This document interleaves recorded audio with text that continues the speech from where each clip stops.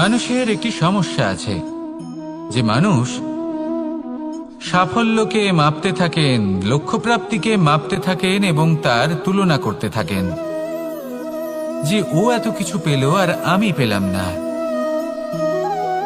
ওর কাছে এত কিছু আছে কিন্তু আমার কাছে নেই। এই তুলনা করার জন্য ওনারা দুঃখী হয়ে পড়েন, নিরাশ হয়ে পড়েন। তাই আমি একটা প্রশ্ন করছি যে এটা কি উচিত? এই সংসারে আপনি কি নিয়ে তুলনা করবেন, যেখানে সূর্যদেব চন্দ্রমা দুজনেই আছেন, দুজনেই হলেন বিশেষ, দুজনেই নিজ নিজ সময়ে উদিত হন। এদের মধ্যে একজন না থাকলে তাহলে আমাদের জীবন কঠিন হয়ে পড়বে।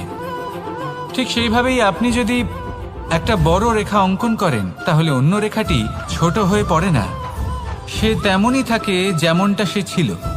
আপনার অস্তিত্ব কখনো ছোট বা বড় হতে পারে না। শুধু তুলনা করার জন্য আপনার এটা মনে হতে পারে। যদি আপনি যুদ্ধ করতে চান আপনার তলোয়ারের প্রয়োজন পড়বে।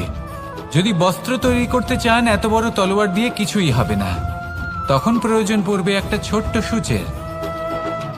তাই তুলনা করবেন না, না নিজেকে ছোট মনে করবেন না অন্য কাউকে। সবার সাথে সহযোগিতা করুন, আর যদি তুলনা করতেই হয় নিজের সাথে করুন যে কাল আমি কেমন ব্যক্তি ছিলাম, আজ কি তার থেকে শ্রেষ্ঠ হয়ে উঠতে পেরেছি। ভেবে দেখুন ভবিষ্যতে গিয়ে আপনি কতটা শ্রেষ্ঠ ব্যক্তি হতে পারেন। আসুন আমার সাথে ভালোবেসে বলুন রাধা রাধা। বস্ত্র আমাদের সকলের প্রিয়, এটা আমাদের জীবনযাপনের জন্য প্রয়োজনীয়। আমরা সবসময় চেষ্টা করি সেই বস্ত্র পরতে যা পরলে আমাদের দেখতে ভালো লাগে। কিন্তু কখনো এই কথা ভেবে দেখেছেন যে কিছু বস্ত্র যদি স্বচ্ছ হয় তাহলে তা পুরনো হলেও দেখতে ভালো লাগে? ঠিক তেমনি যেমন কোনো খাবার যদি মশলাদার না হয়, অত্যন্ত সুস্বাদু নাও হয়, কিন্তু যদি তা গরম হয়, টাটকা হয়, তাহলে খেতে ভালোই লাগে। ঠিক সেইভাবেই যদি কোনো ব্যক্তি সুন্দর নাও হয় কিন্তু তার কথা খুবই মধুর হয়, তাহলে সেই ব্যক্তি সকলের প্রিয় হয়। কোনো ব্যক্তি যদি ধনবান নাও হন কিন্তু তিনি যদি গুণী হন, তাহলে এই সংসারে সম্মান লাভ করেন। সেই জন্য কখনো এই বিষয়ে দুঃখ পাবেন না যে আপনার কাছে ভৌতিক স্বাচ্ছন্দ্য নেই। আপনার কাছে সবথেকে বড় বস্তু, সবথেকে মূল্যবান বস্তু যেটা আছে সেটা হলো আপনার আত্মা, আপনার মন, আপনার বিচারধারা, আপনার গুণ, আপনার কথা। এগুলো সবসময় শুভ রাখুন এবং সবসময় নিজের সাথে রাখুন। এই জীবন সফল হবে এবং প্রেমময় হয়ে বলে উঠবে রাধা রাধা। নন্দ বাবাও খেলার ছলে খুব বড় বড় শিক্ষা দিতেন।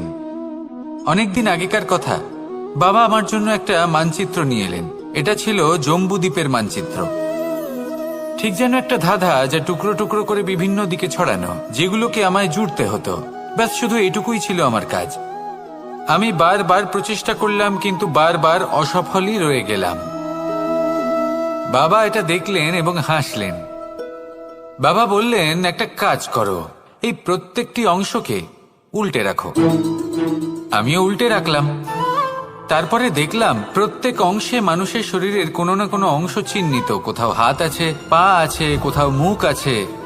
বাবা বললেন যে এবার এটা জুড়তে চেষ্টা করো। আমিও জুড়ে দিলাম। মানুষের মানচিত্র পূর্ণ হলো। এবার বাবা বললেন এটা উল্টে রাখো, মানচিত্র পূর্ণ আকার ধারণ করেছে। আমি বললাম ঠিক আছে। আমি উল্টে রাখলাম, দেখলাম জম্বুদ্বীপের মানচিত্র পূর্ণ হয়েছে। বাবা বললেন যদি দেশকে সফল করে তুলতে চাও, শক্তিশালী করতে চাও, স্থির বানাতে চাও, তাহলে সবার আগে দেশবাসীকে একত্রিত করতে শেখো।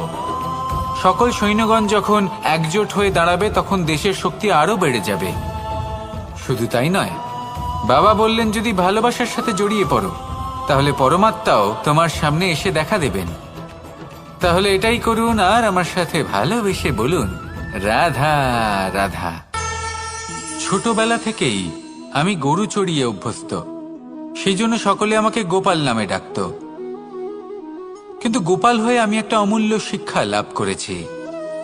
আমি দেখেছি যে গৌশালাতে অনেক বাছুরের মধ্যে একটি গাই তার নিজের বাছুরকে অবশ্যই চিনে ফেলে। যেখানে সমস্ত বাছুর একই রকম দেখতে এবং প্রত্যেকের স্বরও সমান, তারপরেও সকল বাছুরের মধ্যে নিজের বাছুরকে ঠিক চিনতে পেরে যায় এবং তার সাথেই থাকে। ঠিক এইরকমই কিছুটা হয় আমাদের কর্ম এবং তার কর্মফল। আপনি সবার মাঝে থেকেও কোনো কর্ম যদি করেন, সেই কর্মফল সবার মধ্যে আপনাকে চিনে ফেলবে এবং আপনার সাথেই থাকবে। তাই যখনই কর্ম করবেন ভেবে চিন্তে করবেন। কোনো কর্ম করার আগে একবার ভেবে দেখুন, তাহলে জীবনে বারংবার অনুতপ্ত হতে হবে না। কারণ বিষয়টা কিছুটা এরকম যে এই সংসারে আপনি কাল, কর্মফল এবং সময়, এই তিনের হাত থেকে কখনো লুকোতে পারবেন না, কখনো পালাতেও পারবেন না। আসুন আমার সাথে ভালোবেসে বলুন, রাধা রাধা। জন্ম এবং মৃত্যু, একটি হলো জীবনের সূত্রপাত, আরেকটি জীবনের সমাপ্তি। এটা হলো একটি চক্র এবং প্রত্যেক চক্রের মতোই এটাও যেখান থেকে শুরু হয় সেখানে এসেই সমাপ্ত হয়। অর্থাৎ প্রত্যেক ব্যক্তি যারা জন্ম নিয়েছেন তার জন্মের সাথে এটা সুনিশ্চিত হয়ে যায় যে তার মৃত্যু হলো অবশ্যম্ভাবী। এই সংসারে এমন কিছুই নেই যা চিরকালের মতো থেকে যায়। এবার এটা আমরা সবাই জানি। আমাদের কাছে যে জীবনটা আছে, যেটা আমরা যাপন করতে পারি, সেই সময়কালে আমরা কি করতে পারি সেটা গুরুত্বপূর্ণ। এমন কিছু করুন যার ফলে মৃত্যুর পরেও আপনি অমর হয়ে থাকবেন। আমাদের কথা, আমাদের কর্ম এই সংসারে প্রেরণা প্রদান করতে পারে। আর যদি আমরা প্রেরণা নাও জোগাতে পারি, তাও এই সন্তোষ বোধ যেন থাকে যে আমরা আমাদের জীবন ব্যর্থ হতে দিইনি। এই জীবন যাপন করার ইচ্ছেতেই আমরা সময় ব্যর্থ করে দিই। আর এই জীবনকে যাপন করার সর্বশ্রেষ্ঠ উপায় হলো এটাই যে কখন আমাদের মৃত্যু হবে, কিভাবে আমাদের মৃত্যু হবে, এই চিন্তা ত্যাগ করে যেন আমরা বর্তমানে বেঁচে থাকি, আজকে বেঁচে থাকি, আজকে দাঁড়িয়ে কর্ম করি এবং আজ যে সংকট সামনে তার সম্মুখীন হই। ভবিষ্যতের পথ নিজে থেকেই উন্মুক্ত হবে। আপনার জীবনে অনেক বড় বড় বিপদরূপী পাথর আসবে। সেই পাথরগুলিকে এতটাই দুর্বল করে দিন যাতে সেই পথ আপনি অগ্রসর হওয়ার পরে আপনার পেছন পেছন যে সেই পথ দিয়ে আসবেন তিনিও যেন সহজেই পাথর চূর্ণ করে সামনে অগ্রসর হতে পারেন। মনে রাখবেন, আপনার প্রচেষ্টারও একটা মাহাত্ম্য আছে। যদি আপনি কোনো কেল্লার শিখরে পতাকা উত্তোলন নাও করতে পারেন, তাহলেও আপনার প্রচেষ্টার যে মাহাত্ম্য তা কখনো কমে যাবে না। সেই জন্য প্রচেষ্টা করতে থাকুন আর আমার সাথে ভালোবেসে বলুন, রাধা রাধা। মানুষ সবসময় চায় যে তার জীবনে যেন কখনো কোনো সমস্যাই না আসে। সে চায় তার জীবন যেন শুধুমাত্র শান্তি এবং সুখের দ্বারা পূর্ণ থাকে। কিন্তু এই চাহিদা অনুচিত কিছু নয়। আমরা সবাই এটাই চাই যে জীবনে সুখ থাক, শান্তি থাক। কিন্তু এই কথা সবসময় মনে রাখবেন, যে সূর্য উদিত হন সংসারকে প্রকাশমান করেন, দুপুরবেলায় সংসারকে রৌদ্র প্রদান করেন, সন্ধেবেলায় তাকেও অস্ত যেতে হয়। এবার আমাদের জীবন চক্র কিছুটা এরকমই। কোনো কিছুই চিরকাল একরকম থাকে না। কখনো এই নদীকে দেখুন যা বয়ে চলেছে। এই নদী যা বয়ে চলেছে তার পথেও অনেক বিপদ আসে। বড় বড় পাথরের সম্মুখীন হয়ে তাকেও সামনে এগিয়ে যেতে হয়। একটি পুকুর যা চারদিক থেকে ঘেরা, তার জীবনে কিন্তু কোনো সমস্যা নেই। কিন্তু এই সংসারে পুকুরের পুজো করা হয় না, পুজো করা হয় নদীকে। মনে রাখবেন, সমস্যার ঊর্ধ্বে তিনি উঠতে পারেন যিনি সমাধি লাভ করেছেন, যিনি এই সংসারেই নেই। যিনি এই সংসারে আছেন এবং জীবিত আছেন, তার জীবনের সমস্যা হলো শ্বাসবায়ুর মতোই গুরুত্বপূর্ণ। আসুন আমার সাথে ভালোবেসে বলুন, রাধা রাধা। বন হলো আমাদের সবারই প্রিয়। সেখানকার সৌন্দর্য, শান্তি, সেখানকার পরিবেশ আমাদের সকলের ভালো লাগে এবং সেখান থেকে আমরা কাঠ পাই, যা সংসারে আমাদের জীবনে আমাদের খুব সহায়ক হয়ে ওঠে। এর দ্বারা আমরা অনেক কিছুই প্রাপ্ত করতে পারি। অনেক বাদ্যযন্ত্র আমরা লাভ করতে পারি। এর অনেকভাবে প্রয়োগ সম্ভব। কিছু কাঠ অত্যন্ত সুগন্ধি হয় যা আমরা ঈশ্বরকে নিবেদন করি, যেমন চন্দন। এবার ভাবুন, একজন অসাবধানী ব্যক্তি, তার হাত থেকে ছোট্ট একটা আগুনের ফুলকি যদি সেখানে পড়ে, তাহলে তা সমগ্র বনকে ভস্ম করে দিতে পারে। আর যখন এই আগুন ছড়িয়ে পড়ে তখন তা কাউকে রেহাই দেয় না। অন্য বৃক্ষকে নয়, পাতাকে নয়, ফলকে নয়, কাঁটাকে নয়, কাউকে নয়, পথে যাকে পায় তাকেই ভস্ম করে দেয়। এই ছোট্ট আগুনের ফুলকি। কিন্তু এই ছোট্ট আগুনের ফুলকি সবার আগে কাকে ভস্ম করে? সেই সকল ছোট ছোট শুকনো পাতা, সেই ছোট ছোট গাছের ডাল। ঠিক সেইভাবেই আপনার জীবনে একজন খারাপ ব্যক্তি এসে হয়তো আপনার সমগ্র জীবন ধ্বংস করে দিতে পারে। আর আপনার এই জীবনে এই ছোট ছোট শুকনো পাতা এবং এই ছোট ছোট শুকনো কাঠ আপনার ছোট ছোট স্বার্থ। আপনার স্বার্থের দ্বারা এই অশুভ ব্যক্তি আপনার মনে অশুভ আবেগ বাড়িয়ে তুলবে এবং আস্তে আস্তে আপনার জীবন শেষ করে দিতে পারে। তাই মনে রাখবেন, এই জীবন অমূল্য। আপনি হলেন অমূল্য। এই জীবন যাপন করুন এবং এই জীবনের কাছে পৌঁছানোর দ্বার আর কোথাও নেই, আপনার কাছেই আছে। আপনার মনে, আপনার বিবেকে, আপনার দৃষ্টিভঙ্গিতে, আপনার ভাবনাতেই আছে। এই দ্বারকে খুলুন। জীবন সফল হবে আর ভালোবেসে বলবে, রাধা রাধা। কথায় আছে যে স্বপ্ন এবং লক্ষ্য হলো একটি মুদ্রারই দুটি দিক। যতক্ষণ না স্বপ্ন দেখছেন ততক্ষণ বুঝবেন কি করে আপনার লক্ষ্য কি? স্বপ্ন দেখে যদি নিজের লক্ষ্য বুঝতে পারেন, সেটা পেতে চান, তবেই সেটা লাভ করতে পারবেন। কিন্তু স্বপ্ন এবং লক্ষ্য, এই দুইয়ের মধ্যে একটা ভারসাম্য রয়েছে যেটা বজায় রাখা প্রয়োজনীয়। একে আমরা বলে থাকি পরিশ্রম। দেখুন, যদি আপনি স্বপ্ন দেখতে চান তাহলে পরিশ্রম ত্যাগ করে নিদ্রা লাভ প্রয়োজন। কিন্তু যদি আপনি লক্ষ্য লাভ করতে চান তাহলে আপনাকে নিদ্রা ত্যাগ করে পরিশ্রম করতে হবে। তাই আলস্য ত্যাগ করুন এবং সিদ্ধান্ত নিন যে আপনি কি চান। আপনার জীবনের এই তুলাদণ্ডে স্বপ্নের পাল্লা ভারী হওয়া প্রয়োজন নাকি লক্ষ্যের? আমার মতে এই দুইয়ের মধ্যে যদি ভারসাম্য বজায় রাখেন তবে পথ নিজে থেকেই সামনে আসবে। শুধু সেই পথে অগ্রসর হতে থাকুন এবং আমার সাথে ভালোবেসে বলুন, রাধা রাধা। আমরা সবাই জীবনে সুখ লাভ করতে চাই। শুধু জীবনে কেন, জীবনের পরেও আমরা সুখ লাভ করতে চাই। আমরা সকলে স্বর্গের কামনা করি। কিন্তু খুব সহজ একটা কথা, যদি আপনি স্বর্গ লাভ করতে চান তাহলে প্রথমে মৃত্যু লাভ করতে হবে। আপনি যদি প্রাণই না দেন তাহলে আপনি স্বর্গ লাভ কিভাবে করবেন, তাই না? শুধু এই ছোট্ট একটা বিষয় দ্বারা আমরা জীবনে অনেক কিছুই শিখতে পারি। যদি আপনার কোনো লক্ষ্য থাকে, কোনো মনোবাঞ্ছিত স্থান থাকে, কোনো বড় কাজ আপনি করতে চান, তাহলে সেই সবই হবে। কিন্তু শুধুমাত্র কামনা করলে হবে না, আপনাকে কর্ম করতে হবে। নিরন্তর প্রয়াস, পরিশ্রম, পথ খুঁজতে হবে, সামনে অগ্রসর হতে হবে। কখনো অসফল হলে তার কারণ খুঁজতে হবে, বিপদের সম্মুখীন হতে হবে, অন্তর থেকে নিজের শক্তি বাড়িয়ে তুলতে হবে। তবেই আপনি নিজের লক্ষ্য লাভ করতে পারবেন, মনোবাঞ্ছিত স্থান পাবেন।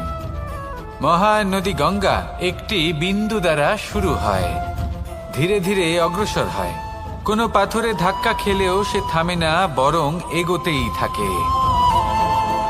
তারপরেই সে মহান নদী গঙ্গা হয়ে উঠতে পারে।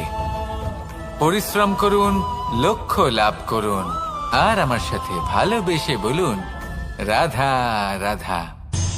এই সংসারে তিন ধরনের আবেগ অত্যন্ত গুরুত্বপূর্ণ, যা প্রত্যেক মানুষের জীবনে থাকে। প্রথমটা হলো আনন্দ, যা আমরা সবাই লাভ করতে চাই। দ্বিতীয় হলো ক্রোধ। এটা তখনই আসে যখন আমরা আমাদের উপর নিয়ন্ত্রণ হারাই বা কোনো পরিস্থিতি আমাদের প্রতিকূল হয়ে থাকে। তৃতীয় হলো দুঃখ। এই দুঃখ তখনই আসে যখন কোনো একটা পরিস্থিতি আমাদের মনের মতো হয় না, বা আমাদের প্রিয়জন আমাদের বুঝতে পারেন না। আমরা অমূল্য কিছু হারিয়ে ফেলি, তখন এই দুঃখ আমাদের হৃদয়ে আশ্রয় নেয়। এই তিন আবেগ হলো এমন যে আমাদের জীবনে আসতে এবং যেতে থাকবে। কিন্তু এই তিনটি আবেগের বিষয়ে কোন কথাটা মনে রাখতে হবে সেটা শুনুন। যখনই আপনি আনন্দে থাকবেন, প্রতিশ্রুতি দেবেন না, কারণ যখন মানুষ আনন্দে থাকেন তখন তিনি নিজের বিবেক বোধ হারিয়ে ফেলেন। দ্বিতীয়ত, যখনই আপনি ক্রুদ্ধ হবেন, উত্তর দেবেন না, কারণ ক্রোধের বশে যে উত্তরই দেবেন সেটা শুভ হবে না। তৃতীয়ত, যখনই আপনি দুঃখী থাকবেন, কোনো সিদ্ধান্ত নেবেন না, তখন নিজের মনের ওপর, নিজের কর্মের ওপর, নিজের ওপর নিয়ন্ত্রণ রাখতে চেষ্টা করুন। যদি এই তিনটি আবেগের ক্ষেত্রে এই জিনিসগুলো মনে রাখেন, তাহলে জীবনে কখনো আক্ষেপ করবেন না। আসুন আমার সাথে ভালোবেসে বলুন, রাধা রাধা। আমাদের মধ্যে বেশিরভাগ মানুষ কোনো না কোনো মহাশক্তির উপস্থিতিকে বিশ্বাস করেন। আমরা মনে করি যে এ হলো সেই মহাশক্তি যার প্রভাব, যার কৃপা চিরকাল আমাদের উপর বজায় থাকে। আমাদের কর্মের ওপর, কর্মফলের ওপর চিরকাল তার দৃষ্টি থাকে। আমাদের মধ্যে কেউ একে ঈশ্বর মনে করেন, কেউ বা প্রকৃতি মনে করেন, বা কেউ কোনো গৃহপালিত পশুর মধ্যে মহাশক্তির দর্শন লাভ করেন, বা কেউ কোনো বস্তুর মধ্যে। প্রত্যেকের নিজস্ব বিশ্বাস আছে, কিন্তু সেই শক্তির থেকে আশীর্বাদ লাভের জন্য বা কোনো ইচ্ছে পূরণের জন্য আমরা কখনো না কখনো মন্দিরে যাই। এই মন্দির শব্দের সূত্রপাত কিভাবে, আগে সেটা বুঝে নেওয়া যাক। মন্দির এই শব্দের আরম্ভ হল মনের দ্বারা, কিন্তু বেশিরভাগ মানুষ যখনই মন্দিরে যান কোনো ইচ্ছে পূরণের জন্য বা ইচ্ছে পূরণ হওয়ার পরে ধন্যবাদ দেওয়ার জন্য, তখন তিনি শুধুমাত্র শারীরিকভাবে সেখানে উপস্থিত থাকেন। তার মন তো সাংসারিক কাজের মধ্যেই ঘোরাফেরা করতে থাকে, তাই না? তাহলে বলুন, এর অর্থ কি? যদি আপনি মন্দিরে নিজের মনকেই না নিয়ে যান, তাহলে তার কি লাভ হবে? মন্দিরে গিয়ে নিজের মনকে ঈশ্বরের চরণে পূর্ণরূপে সমর্পণ করুন। নিজের মন থেকে ঈশ্বরের আরাধনা করুন, আর এই মন থেকেই বলুন, রাধা রাধা। মানুষ শুধুমাত্র দুই ধরনের ব্যক্তির সামনেই নত হন। একজন হলেন তিনি যাকে তিনি সম্মান করেন, আর আরেকজন যাকে তিনি ভয় পান। এবার কোনো ব্যক্তি যদি আপনার সামনে নত হন, তাহলে তার পেছনের কারণ কি? আপনার প্রতি সম্মান নাকি আপনার প্রতি ভয়? সেটা আপনাকেই বুঝতে হবে। যদি আপনি এমন মনে করেন যে তাতে কি যায় আসে, ভয় হোক বা সম্মান, কেউ আমার সামনে নত তো হচ্ছেন, যদি এটা আপনার চিন্তা ভাবনা হয়, তাহলে আপনাকে মনে করিয়ে দিই, এই সময় বদলাতে বেশি সময় লাগে না। আজ যে ব্যক্তি আপনাকে দেখে ভয় পাচ্ছে, কাল এই ভয়ের সমাপ্তিও ঘটতে পারে। আবার এমনও হতে পারে যে তার কাছে অত্যধিক শক্তি চলে এলো। অনেক কিছুই হতে পারে। তাই মনে রাখবেন, যে মাথা ভয়ের কারণে নত হয় তা সময় এলে সবার আগে বিরোধিতা করতে পারে, আর যে মাথা সম্মানের কারণে নত হয় আপনার জন্য নিজের শিরচ্ছেদও সে করতে পারে। তাই সকলকে আপন করে নিন, কিন্তু ভয় প্রয়োগ করে নয়। কর্ম করুন এবং সম্মান অর্জন করুন। শুধু এটাই করুন, আর আমার সাথে ভালোবেসে বলুন, রাধা রাধা। সূচের শেষে একটি ছিদ্র থাকে, যার দ্বারা আমরা এই সুতো পরাতে পারি, আর তারপর সূচের সাহায্যে এই সুতো দিয়ে বস্ত্র সেলাই করা যায়। কিন্তু যদি সুতোটা সোজা করে ধরা না হয়, তাহলে সূচে কখনো এই সুতো পরানোই সম্ভব নয়।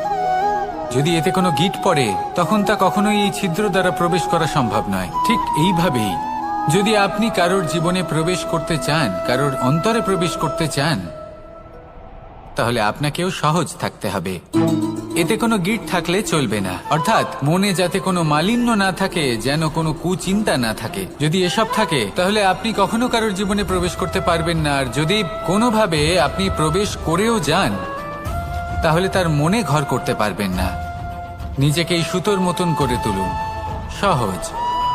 মনে যেন কোনো কুচিন্তা না থাকে, সবার প্রতি যেন সদ্ভাবনা থাকে, শুভ চিন্তা থাকে।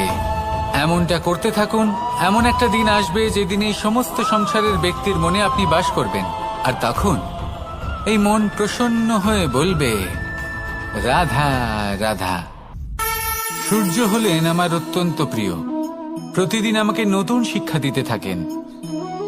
একবার সূর্যকে দেখুন, 4 প্রহর পর্যন্ত উনি অন্ধকার সহ্য করেন, তারপর আস্তে আস্তে উদিত হন। প্রথমে লাল, তারপর গেরুয়া, তারপর শ্বেত বর্ণ ধারণ করেন। আস্তে আস্তে আকাশে উদিত হন আর তারপর সমস্ত সংসারে প্রকাশমান হয়ে উঠবেন। এ হলো সূর্যের তপস্যা, তার ধৈর্য, তার প্রতীক্ষা, তার পরিশ্রম, যার ফলে উনি সংসারে সর্বোচ্চ স্থান অধিকার করেছেন। যদি আপনিও এই সংসারে সূর্যের মতোই মহান হয়ে উঠতে চান, সূর্যের মতো এই সংসারে সর্বোচ্চ স্থান অধিকার করতে চান, তাহলে আপনাকে সূর্যের মতোই তপস্যা করতে হবে, প্রতীক্ষা করতে হবে, ধৈর্য ধরতে হবে, পরিশ্রম করতে হবে। তবেই এই সংসারে আপনি সম্মান লাভ করবেন, যশ লাভ করবেন। আসুন আমার সাথে ভালোবেসে বলুন, রাধা রাধা। মানুষ বলে থাকেন যে জীবনে সময়ের পূর্বে এবং ভাগ্যের থেকে বেশি কিছুই পাওয়া যায় না। এটা যার যার নিজের বক্তব্য। আমি বলবো এই সময় আসলে কি? এই সময় হলো যাতে যুগ যুগান্তর নিহিত আছে, যার মধ্যে দিন আছে, মাস আছে, বছর আছে, ঠিক কিনা? বাস্তবে আপনার কাছে সময় কতটা আছে যা আপনি সদ্ব্যবহার করতে পারেন? তখন থেকে আছে যখন থেকে আপনি নিজেকে বুঝতে শুরু করেন। ততক্ষণ আছে যতক্ষণ না আপনি এই সংসার ছেড়ে চলে যাচ্ছেন। শুধু এটুকু সময় আছে আপনার কাছে। আর যদি ভাগ্যের কথা বলা হয়, তাহলে ভাগ্য হলো সেই পরিস্থিতি যখন মানুষ নিজেকে সময়ের হাতে সমর্পণ করে দেন, তাকে ভাগ্য বলে। অর্থাৎ আপনি জীবনে পরিশ্রম করেছেন, বিপদের সম্মুখীন হয়েছেন, সামনে এগিয়ে গেছেন, কোথাও পৌঁছে গেছেন, এবং তখন আপনার মনে হলো যে ব্যাস এখানেই থেমে যাওয়া উচিত। তাহলে সেটাই হবে আপনার ভাগ্য। যদি ভাগ্যের কথা বলা হয়, তাহলে বলবো সত্যবানের ভাগ্যে মৃত্যু লেখা ছিল, কিন্তু সাবিত্রীর কর্ম তাকে পুনর্জীবিত করে তুলেছিল। অর্থাৎ এই ভাগ্য বদল করা সম্ভব কর্ম এবং পরিশ্রমের দ্বারা। ভেবে দেখুন, রাবণ মাতা সীতাকে হরণ করেছিল।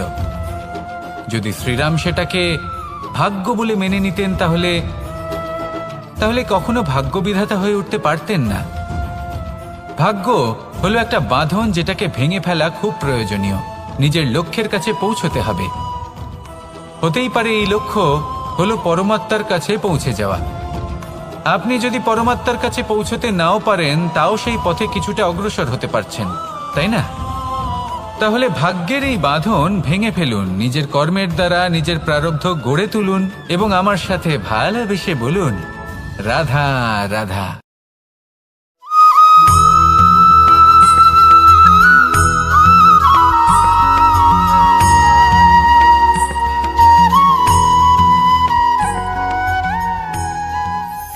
আজ আমি আপনাকে এমন এক গল্প শোনাবো যা আমার নন্দ বাবা আমাকে শুনিয়েছিলেন যখন আমি ছোট ছিলাম। কাহিনী একজন সাধু আর একজন বিছের। একবার এক সাধু নদীর পাড়ে স্নান করছিলেন। উনি দেখলেন যে জলের প্রবাহে একটা বিছে ভেসে যাচ্ছে। তার প্রাণ বাঁচানোর জন্য উনি তাকে তুলে নদীর পাড়ে রাখার চেষ্টা করলেন, কিন্তু যেই সেই বিছেকে উনি হাতে তুললেন, সেই বিছে ওনাকে কামড়ে দিল। সাধু আবার চেষ্টা করলেন, সেই বিছেকে হাতে নেওয়াতে সে আবার তাকে কামড়ে দিল। আরও একবার চেষ্টা করাতে ওনার শিষ্য ওনাকে জিজ্ঞেস করল, এ আপনি কি করছেন গুরুদেব? এসব কি হচ্ছে? আপনি তারই প্রাণ বাঁচানোর চেষ্টা করছেন যে আপনাকে কামড়ে দিচ্ছে। গুরুদেব উত্তর দিলেন যে ও বিছে হয়েই নিজের কর্ম করছে, নিজের প্রবৃত্তি, নিজের ব্যবহার বদলাচ্ছে না। তাহলে আমি সাধু হয়ে তা কেন বদলাবো? এর তাৎপর্য হলো সরল, যে সংসারে কিছু মানুষ আছেন যারা হয়তো খারাপ, দুষ্ট প্রকৃতির, আর হয়তো তারা কখনোই বদলাবেন না, কখনোই কোনো পরিবর্তন আসবে না। কিন্তু তার মানে এই নয় যে আমরা আমাদের কর্ম করা ছেড়ে দিই, আমরা আমাদের প্রচেষ্টা ছেড়ে দেব। আগে না, আমাদের তো করতেই হবে, কারণ ইতিহাস সাক্ষী আছে যে এই চেষ্টা এই সংসারের ধারাকেও বদলে দিতে পারে। তাহলে আপনিও আসুন আর আমার সাথে ভালোবেসে বলুন, রাধা রাধা।